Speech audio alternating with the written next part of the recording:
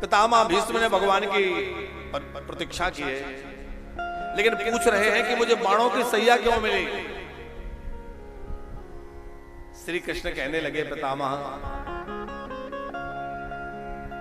आपने अपने जीवन में कोई पाप नहीं किया, लेकिन आपने पाप होते हुए देखा है।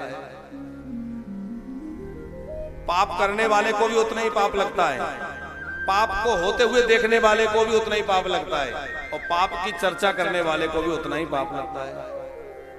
इसीलिए किसी दूसरे के पाप की बात मत करो। उसने ऐसा किया। किसी के द्वारा होते हुए पाप को मत देखो। यदि हो सकता है तो उसको रोको, और नहीं रोक सकते हो तो वहां से अलग हो जाओ। भीष्म जी ने कहा, मैंने कौन सा पाप होते हुए देखा है?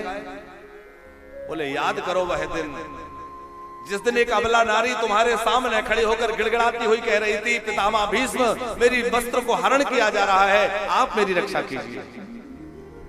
वह द्रौपदी आर्तनाद में आपके सामने आपसे अपनी रक्षा की गुहार लगा रही थी, पर आपने उस समय उसकी रक्षा नहीं की। रामायण में गीधराज जटायु का प्रसंग है,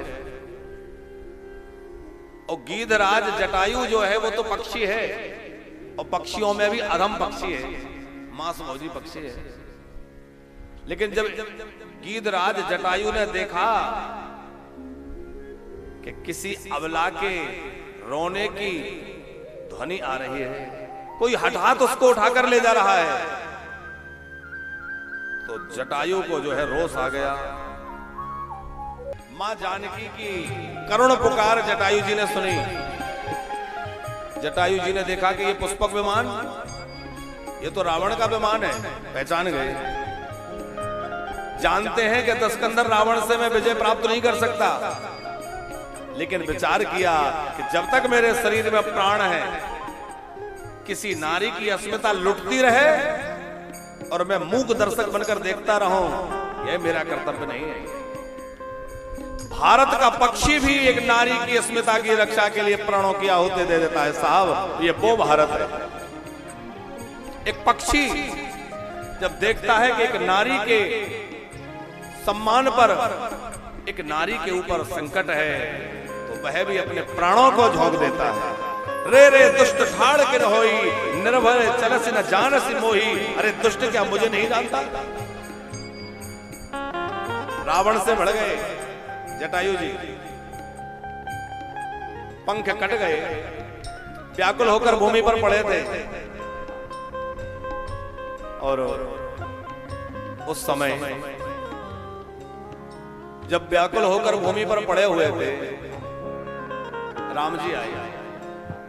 जटायु जी को राम जी ने जैसे ही देखा तो राम जी जानकी के विरह का दुख भूल गए और जटायु को अपने हाथों में ले लिया। जटायु जी को क्या मिला? कर सैया। हाथ को कर बोलते हैं, तो राम जी की कर सैया मिली जटायु जी को। कहने का अर्थ क्या है? जिसने एक नारी की रक्षा के लिए प्राणों की बलिदान कर दिया, उसको भगवान की कर सैया मिली। और जिसने मूक दर्शक बनकर एक नारी के चीरहरण के दृश्य देखा, उसको बाणों की सरसैया मिली। एक को सरसैया और एक को करसैया। आज भी जटायु का नाम बड़े आदर से भक्तों के समाज में लिया जाता है, और पितामह भीष्म बड़े भगवत भक्त हैं। ये महान भगवत भक्त हैं, लेकिन फिर भी कहीं ना कहीं लोग इनको दोष देते हैं, क्योंकि इन्होंने द्रौपदी के चीरहरण के समय उसकी रक्षा नहीं की।